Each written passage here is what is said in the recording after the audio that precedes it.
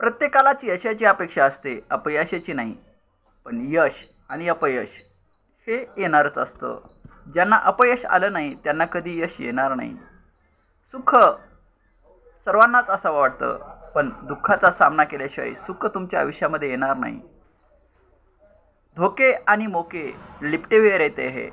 जर समजा तुमच्या आयुष्यामध्ये धोके तुम्हाला आले नाही तर मोके कधीच मिळणार नाहीत.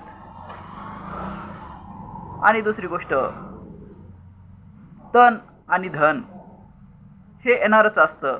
ज्या रानामध्ये तण नाही त्या रानामध्ये धन पण येणार नाही. कारण सुख आणि दुःख हे समान असतं. तसंच अपयश आणि यश समान असतं. जर समजा तुमच्या आयुष्यामध्ये तुम्हाला यशच मिळत राहिलं तर तुम्हाला त्या यशाची किंमत नाही कळणार. अपयशामुळं यशाची किंमत असते, दुःखामुळं सुखाची किंमत असते, तसंच तणामुळं धानाची किंमत असते. ही गोष्ट लक्षात घ्या. शेतकऱ्यांची शेतीशाळा प्राकृतिक आधुनिक कृषी शोध प्रशिक्षण चिकित्सालय रामपुरी बुद्रुकमध्ये आपले सहर्ष स्वागत आहे. थँक्यू. धन्यवाद.